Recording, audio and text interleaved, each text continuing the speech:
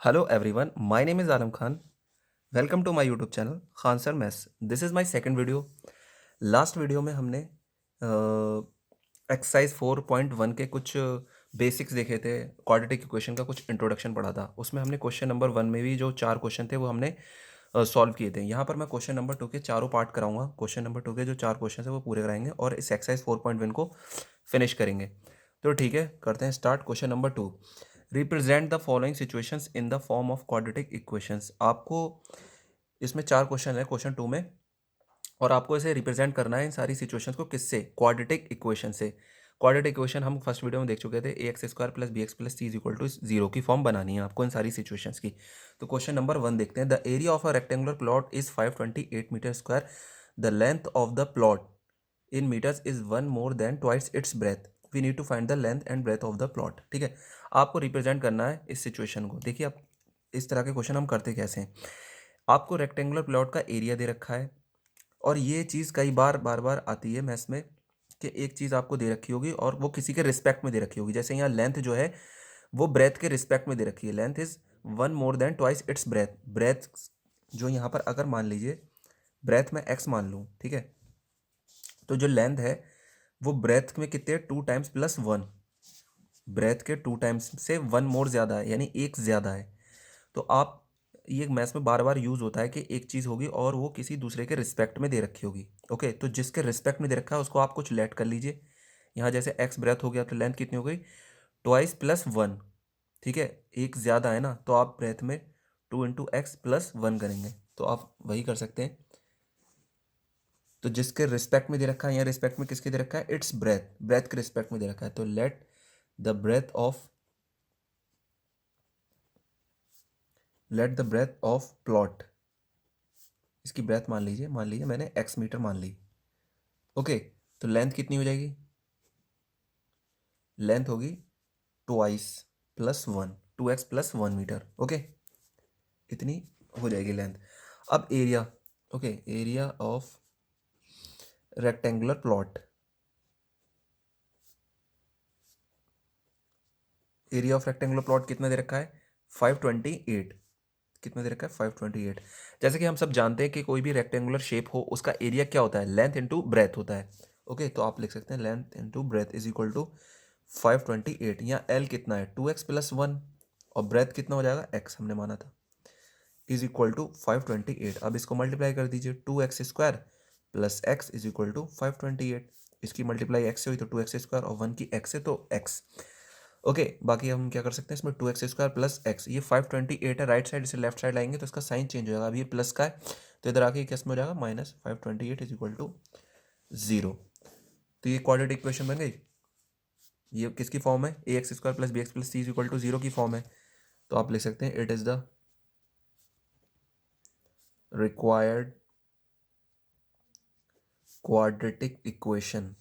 Okay, तो ये एक रिक्वायर्ड क्वाड्रेटिक इक्वेशन बन गई, क्योंकि आपको a x square plus b x plus c is equal to 0 की फॉर्म बनानी थी। ठीक है, इसी तरह से दूसरा क्वेश्चन देखिए। The product of two consecutive positive integers is 360। We need to find the integers. देखिए, आपसे यहाँ क्या क्या कहा गया? Product two consecutive positive integers का। इसके लिए आपको कॉन्सिक्यूटिव नंबर्स ही पता होने चाहिए और पॉजिटिव इंटीजर्स क्या होते हैं। देखिए, कॉन्सिक्यूटिव का मतलब होता है लगातार, जो लगातार संख्याएं होती हैं, क्रमागत संख्याएं, हिंदी में कहते हैं क्रमागत संख्याएं। जैसे 1 2 3 4 5। ओके, ये भी क्या है? एक क्रमागत संख्या है, कॉन्सिक्यूटिव नंबर्स हैं।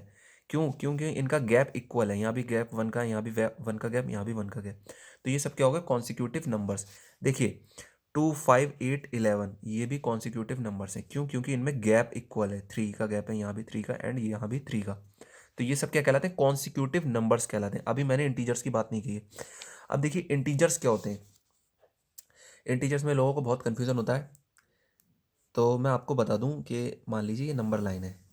ओके, ये आपकी नंबर लाइन है, ये नंबर लाइन है, और मान लीजिए यहाँ पर ये इसका पॉइंट 0 है। नंबर लाइन पे 0 पॉइंट है यहाँ पर। तो ये 1 2 3, ओके, एंड ये 4।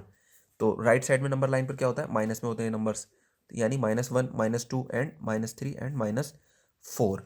देखिए, जो इंटीजर्स होते हैं इसमें सबसे बेस्ट, इसे हिंदी में कहते हैं पूर्णांक। ठीक है, इसे आप समझ सकते हैं इस वर्ड से, हिंदी के वर्ड से, पूर्णांक यानी पूरा अंक। जो कि एक पूरा नंबर हो, ठीक है, पूरा नंबर, जैसे 1 2 3 4 5, 1010, ठीक है, 1 लाख 5,000, ये भी एक पूरा नंबर है। ओके, तो एक पूरा नंबर, ठीक है, जैसे अगर मैं कहूँ 1/2, ये एक इंटीजर होगा नहीं होगा, तो नहीं, ये एक पूरा नंबर नहीं है ना, आप इसे पॉइंट में बनाएंगे 0.5 आएगा, तो ये पूरा नंबर नहीं है। जैसे यस 1010, ये एक पूरा नंबर है, तो ये भी एक इंटीजर है, ठीक है, इंटीजर मीन्स एक पूरा नंबर, पूर्णांक, ठीक है। तो ये जो जीरो से राइट साइड वाले होते हैं, ये सब क्या होते हैं, प्लस में है ये सब, तो ये क्या कहलाते हैं, पॉजिटिव इंटीजर्स, ये क्या कहलाते हैं, पॉजिटिव इंटीजर्स। और ये जो जीरो के लेफ्ट साइड ये सब जो माइनस वाले हैं, ये क्या कहलाते हैं, नेगेटिव इंटीजर्स, नेगेटिव इंटीजर्स, ये सब नेगेटिव इंटीजर्स। अब जीरो क्या कहलाता है, जो जीरो होता है वो क्या होता है, नाइदर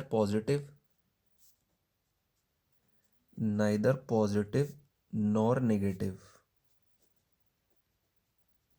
इंटीजर। जो जीरो होता है वो ना तो पॉजिटिव इंटीजर होता है ना तो वो नेगेटिव इंटीजर होता है, बट जीरो एक इंटीजर होता है। ओके, ये आपको पता होना चाहिए। वो आपसे किसी भी एंट्रेंस में पूछ सकता है कि इज जीरो एन इंटीजर, तो yes zero is an integer. Okay, zero एक इंटीजर होता है। ओके, अब हमने ये समझ लिया कॉन्सिक्यूटिव नंबर्स क्या होते हैं, जो लगातार संख्या होती है। कॉन्सिक्यूटिव पॉजिटिव इंटीजर्स क्या हो गए, कॉन्सिक्यूटिव पॉजिटिव इंटीजर्स ये होगा, जैसे 2 3 4 5, ये भी कॉन्सिक्यूटिव पॉजिटिव इंटीजर्स हैं। 101 102 103, ये भी कॉन्सिक्यूटिव पॉजिटिव इंटीजर्स हैं, मतलब ये प्लस में है और इनका गैप भी इक्वल है, ठीक है, इनका गैप भी इक्वल है।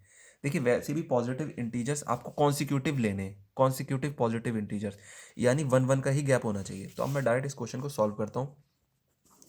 ये इसका कुछ ओवरव्यू था बताने का, ठीक है। बाकी अब आप इसमें लिख सकते हैं, let the two consecutive let the two consecutive positive integers be x comma x plus one. देखिए अगर एक x है तो दूसरा x प्लस वन उससे वन ज़्यादा ही होगा, क्योंकि आपको कॉन्सिक्यूटिव पॉजिटिव इंटीजर्स लेने हैं। जैसे मान लीजिए 101 102 103, ये पॉजिटिव इंटीजर्स चल रहे हैं, ठीक है। तो देखिए यहाँ 101 है, 102 वन तो ही ज़्यादा है। ओके, ये 102 को आप क्या लिख सकते हैं, 101 प्लस वन। अगर ये 101 x था तो ये कितना हो गया, x प्लस वन। तो जो कॉन्सिक्यूटिव पॉजिटिव इंटीजर्स नंबर्स होते हैं, पॉजिटिव इंटीजर्स होते हैं, उनमें सिर्फ 1 1 का गैप ही होता है, तो इसीलिए मैंने x comma x plus one कहा गया है, ठीक है। अब आप कहेंगे कि 2 का भी गैप हो सकता है, तो वो बोलता, वो ये लिखता कि कॉन्सिक्यूटिव ऑड पॉजिटिव इंटीजर्स या इवन पॉजिटिव इंटीजर्स, ठीक है। तो ऑड इवन के केस में 2 2 का गैप आ जाता है, जैसे 2 3 5, ओके 7, तो ये आप समझ सकते हैं। ओके, जैसे 1 3, इसे रहने दीजिए, 1 3 5 7 2 4 6 8, ठीक है। तो ये क्या है, ये है कॉन्सिक्यूटिव इवन पॉजिटिव इंटीजर्स, और ये 1 3 5 7 ये क्या है, consecutive odd positive integers. Okay, तो यहाँ पर 2 2 का गैप लेना पड़ता है। अगर आप फर्स्ट वाले को x मानते तो सेकंड वाले को x प्लस टू, बट यहाँ पर उसने क्या कहा है, 2 कॉन्सिक्यूटिव पॉजिटिव इंटीजर्स, यहाँ ऑड इवन की बात ही नहीं हुई, यानी गैप कितने का होना चाहिए, 1 का ही गैप होना चाहिए। ओके, बस अब कुछ नहीं है, अब आपको लिख देना प्रोडक्ट ऑफ इंटीजर्स। क्वेश्चन में जो इंटीजर्स का प्रोडक्ट है वो कितना दे रखा है, 360 दे रखा है। ओके, तो फर्स्ट इंटीजर क्या है, फर्स्ट इंटीजर x है और सेकंड क्या है, x प्लस वन। इन दोनों का मल्टीप्लिकेशन कितना है, 360। इसकी मल्टीप्लाई कर लीजिए, x की x से, x की 1 से, इज इक्वल टू 360। x की x से हो जाएगी एक्स स्क्वायर प्लस x, और ये प्लस का 360 है, लेफ्ट साइड आएगा तो ये माइनस का 360 हो जाएगा, इज इक्वल टू 0। तो ये क्या बन गई आपकी क्वाड्रेटिक इक्वेशन। ओके, ये भी क्वाड्रेटिक इक्वेशन बन गई। अब थर्ड क्वेश्चन को हम करते हैं, एक मिनट, थर्ड क्वेश्चन हमारा कहाँ पर है,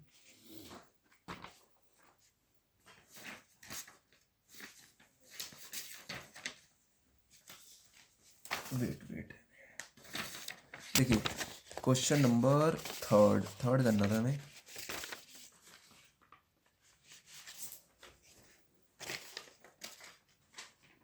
यस, थर्ड क्वेश्चन देखिए, दो हमने क्वेश्चन कर लिए, अब यह थर्ड क्वेश्चन देखें। Rohan's mother is 26 years older than him, the product of their ages 3 years from now will be 360, we would like to find. देखिए इस क्वेश्चन में क्या करना है, इसमें ये दे रखा है कि जो रोहन की माँ की एज है, Rohan's mother is 26 year older than him. जो रोहन की मदर है उनकी एज रोहन से कितनी है, 26 ईयर्स ओल्डर हैं, वो 26 साल बड़ी हैं, ठीक है। तो ये जो है वो फर्स्ट टाइप पे ही डिपेंड है, जो मैंने फर्स्ट क्वेश्चन करा था कि जो माँ मदर की एज है वो रोहन की रिस्पेक्ट में दे रखी है, तो जिसके रिस्पेक्ट में दे रखी हो आपकी उसकी कुछ लेट कर लीजिए। मैं अगर रोहन की एज को एक्स कर लूँ तो उसकी मदर की एज कितनी हो जाएगी, x+26। ओके, तो बस इसमें यही करा है। और आपसे ये कहा गया है the product of their edges in years 3 years from now will be 360। आज से 3 साल बाद उनकी जो एजेस का प्रोडक्ट है वो होगा, वो कितना होगा, 360 होगा। और आपको इसको रिप्रेजेंट किस में करना है, क्वाड्रेटिक इक्वेशन में। तो बहुत सिंपल क्वेश्चन है, तो आप इसमें लिख सकते हैं लेट द रोहन्स एज, आप रोहन की एज को कुछ मान लीजिए, let the Rohan's age be x years। Okay, इसे रफ में कर दीजिए। रोहन की एज को मैंने x years मान लिया, तो मदर की एज कितनी हो जाएगी, मदर्स एज, मदर की एज कितनी हो जाएगी, x+26 ईयर्स। ईयर्स को y बना दे रहा हूँ मैं। ओके, y रहने दो, कंफ्यूज हो जाओगे क्योंकि x भी है। x+26 ईयर्स होगी माँ की एज। ओके, क्योंकि हमने रोहन के रिस्पेक्ट में दे रखी है। ओके, तो आफ्टर 3 years, आज से 3 साल बाद देख लेते हैं। आफ्टर 3 years, आज से 3 साल बाद रोहन की एज कितनी हो जाएगी, रोहन्स एज x+3 होगी रोहन की एज, और उसकी मदर की एज कितनी होगी, मदर्स एज जितनी आज है उसमें 3 ऐड कर दीजिए, यानी x+26 + 3, यानी मदर की एज हो जाएगी x+29। ओके, अब उनका क्या दे रखा है, प्रोडक्ट दे रखा है, तो आप लिख सकते हैं प्रोडक्ट ऑफ एजेस।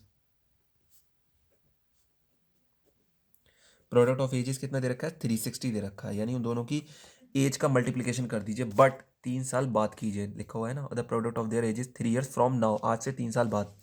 ओके, तो इसकी है x+3 रोहन की, और उसकी मदर की एज कितनी है, x+29 is equal to 360। Okay, अब इन दोनों की मल्टीप्लाई, जिनको आता है तरीका मल्टीप्लिकेशन का वो कर लीजिए, जिनको नहीं आता है वो देख लीजिए। ये फर्स्ट टर्म होता है x, इसको इस वाले इससे मल्टीप्लाई करते हैं पहले, और फिर इस +3 को यहाँ रखेंगे, and into x+39 sorry is equal to 360। ये हो जाएगा x², और ये 29x + 3x प्लस 3 × 29 कितना हो गया, 87 हो गया, इज इक्वल टू 360। ये कितना हो गया, x² प्लस ये कितना हो गया, 32x, ये दोनों मिला के कितने हो जाएंगे, 32x + 87, और ये -360, और यहाँ कुछ नहीं बचा राइट साइड में, इसलिए इज इक्वल टू 0। तो x² इज +32x, और ये कितना हो जाएगा, ये प्लस का ये माइनस का, तो सब्ट्रैक्ट होगा, और वो आएगा साइन जो नंबर बड़ा है। तो यहाँ नंबर कौन सा बड़ा है, 360 बड़ा है, तो साइन माइनस का आएगा। तो कितना हो गया, 3 और 7 273 इज इक्वल टू 0। तो ये आपकी क्वाड्रेटिक इक्वेशन हो गई। ओके, अब इसका इस क्वेश्चन का लास्ट क्वेश्चन करते हैं, जो कि हमारा क्वेश्चन नंबर 4 है। ये बहुत अच्छा क्वेश्चन है, क्वेश्चन 4 को देखिए आप। इस एक्सरसाइज का सबसे बड़ा क्वेश्चन यही है, अ train travels a distance of 480 kilometre at a uniform speed. If the speed had been 8 km/h less, then it would have taken 3 hours more to cover the same distance. We need to find the speed of train. देखिए, इस question को करने के लिए आपको सिर्फ एक चीज़ पता होनी चाहिए, बस एक फॉर्मूला पता होना चाहिए कि डिस्टेंस का फॉर्मूला क्या होता है। डिस्टेंस का फॉर्मूला होता है time into speed.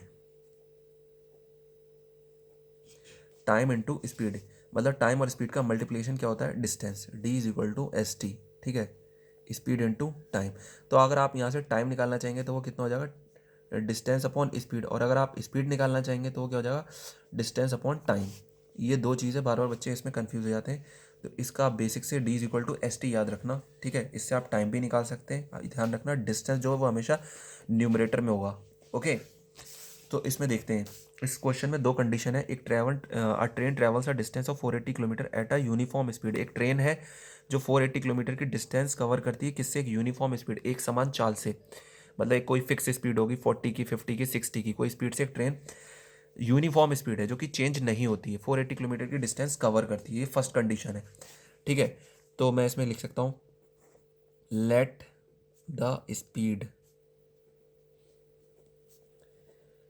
The speed of train be x km/h। Okay, मैंने जो ट्रेन की स्पीड है उसको x km/h वो मान ली। ठीक है, तो टाइम कितना लगेगा, time taken to travel, 480 kilometre, कितना टाइम लगेगा 480 किलोमीटर की डिस्टेंस कवर करने में। तो यहाँ टाइम दे रखा है, तो यानी डिस्टेंस अपॉन स्पीड होगा। डिस्टेंस कितनी हो गई, 480 अपॉन स्पीड कितना है x, और टाइम है तो ये किस में होगा, आवर्स में होगा। ओके, ये कंडीशन समझ में आई। अब देखिए ये फर्स्ट कंडीशन है कि एक यूनिफॉर्म स्पीड से ट्रेन ने कवर करी 480 किलोमीटर की डिस्टेंस। बट अब क्या चेंज होता है कि if the speed had been 80 kilometre per hour, यहाँ देखिए जो स्पीड है वो कह रहा है अगर 80 किलोमीटर पर आवर कम होती, लेस, ठीक है, तो टाइम कितना, जाहिर सी बात है अगर आप स्पीड कम करेंगे तो टाइम ज़्यादा लगेगा, तो it would have taken 3 hours मोर, तो 3 घंटे ज़्यादा लगते। ओके, स्पीड आप 8 किलोमीटर पर आवर कम करोगे तो टाइम 3 आवर्स ज़्यादा लगेंगे। तो आप इसमें लिख सकते हैं इन सेकंड कंडीशन, ये सेकंड कंडीशन दे रखी है, इन सेकंड कंडीशन, ठीक है, सेकंड कंडीशन तो स्पीड कितनी हो जाएगी, दूसरी कंडीशन में स्पीड 8 किलोमीटर पर आवर है, मतलब 8 किलोमीटर पर आवर कम की गई है। पहले एक्स थी, अब कितनी कम कर दी, 8 कम कर दी, तो -8 किलोमीटर पर आवर। और टाइम कितना हो जाएगा, टाइम है 3 आवर्स मोर, यानी पहले टाइम लगता था 4, यहाँ देखिए टाइम यहाँ पहले लगता था 480/x आवर्स, प्लस इसमें 3 आवर्स। ओके, तो हमें स्पीड भी मिल गया, टाइम भी मिल गया, बट ध्यान रखना यहाँ डिस्टेंस जो है वो सेम है, डिस्टेंस में कोई कुछ चेंज नहीं किया गया है, बस उसकी थोड़ी सी स्पीड कम करी गई थी तो उसका टाइम ज़्यादा लग गया। तो आप यहाँ लिख सकते हैं डिस्टेंस इज इक्वल टू क्या होता है, टाइम इंटू स्पीड या स्पीड इंटू टाइम। तो मैं इन दोनों का मल्टीप्लिकेशन लिख लेता हूँ, स्पीड इंटू टाइम, और इसको राइट साइड लिख लेता हूँ डिस्टेंस को। डिस्टेंस मेरी 480 किलोमीटर ही रहेगी, तो स्पीड मेरे पास कितनी थी, x-8 इंटू 480/x+3। देखिए इन दोनों का मल्टीप्लिकेशन कर देंगे, आपको क्वाड्रेटिक इक्वेशन मिल जाएगी। तो देखिए इसकी कैसे कैसे मल्टीप्लाई करते हैं, इस x को 480/x से मल्टीप्लाई करेंगे और इस -8 को 480/x+3, और डिस्टेंस कितनी रहेगी, 480 किलोमीटर ही रहेगी। ओके, तो इसकी फर्स्ट में जब मल्टीप्लाई करेंगे तो x से x कैंसिल हो जाएगा, तो यहाँ बचेगा 480, और 8 की इससे करेंगे तो 8046, यानी 3840/x, प्लस जब इसकी मल्टीप्लाई होगी तो माइनस की जब प्लस से मल्टीप्लाई होती है तो माइनस ही आता है, और 8 इंटू 3 कितना हो गया, 24 इज इक्वल टू 480। मैंने आपको पहली वीडियो में ही बताया था, जो 480 आप लेफ्ट साइड में लाएंगे तो ये प्लस का 480 माइनस का 480 कैंसिल आउट हो जाएगा। दोनों अगर सामने एक ही साइन में दे रखे हो तो डायरेक्ट डायरेक्ट कैंसिल हो जाते हैं। यहाँ भी प्लस का है, यहाँ भी प्लस का है, बट ध्यान रखना इक्वल का साइन होना चाहिए। ओके, तो ये दोनों कैंसिल आउट हो गए। 1 मिनट रुक जाइए, x-8 ठीक है, तो यहाँ कितना बचा, 3840, 1 मिनट रुकिए, x-8 था और 480 प्लस एक्स यानी 480। यहाँ एक गड़बड़ हो गई, गड़बड़ कुछ नहीं हुई, बस यहाँ जो x था उसकी 480/x+3 होना चाहिए था, ठीक है, और -8 into 480/x+3 is equal to 480। एक माइनर सी मिस्टेक थी, तो इस x की x से मल्टीप्लाई हुई 480 प्लस 3x, इस 3 की x से मल्टीप्लाई हो जाएगी, और ये कितना था, ये आ रहा था 3840/x, और ये -24 इज इक्वल टू 480। तो ये भी लेफ्ट साइड 480 या राइट साइड 480, ये दोनों कैंसिल आउट हो जाएंगे, मैंने बताया था अभी। ठीक है, अब देखिए यहाँ क्या बचा, 3x minus 3840/x-24 is equal to 0। अब देखिए यहाँ पर आप एलसीएम ले सकते हैं, यहाँ एलसीएम जो आएगा वो x आएगा, और 1 से x को डिवाइड करेंगे x ही आएगा, और इस x की 3x से मल्टीप्लाई हुई तो ऊपर कितना हो जाएगा, 3x²। यहाँ x से x को डिवाइड करेंगे आएगा 1, 1 की 3840 से मल्टीप्लाई होगी तो 3840, 1 से x को डिवाइड करेंगे x टाइम्स जाएगा, और x की 24 से मल्टीप्लाई होगी तो 24x हो जाएगा। Okay, is equal to 0। अब देखिए ये जो x है वो राइट साइड में 0 से मल्टीप्लाई होगा, और राइट साइड में क्या बन जाएगा, 0 बन जाएगा।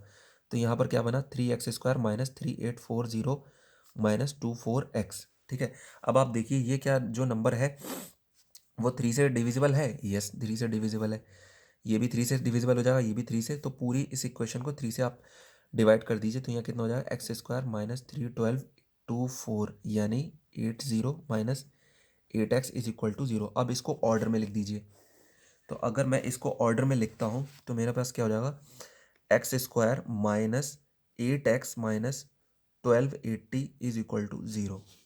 ओके, तो ये आपके पास एक क्वाड्रेटिक इक्वेशन आ जाएगी, और आपको इस सिचुएशन को, इस क्वेश्चन को एक क्वाड्रेटिक इक्वेशन में ही रिप्रेजेंट करना था। ठीक है, वीडियो अगर आपको अच्छी लगी हो तो लाइक कर सकते हैं, चैनल को सब्सक्राइब करते हैं। Have a nice day.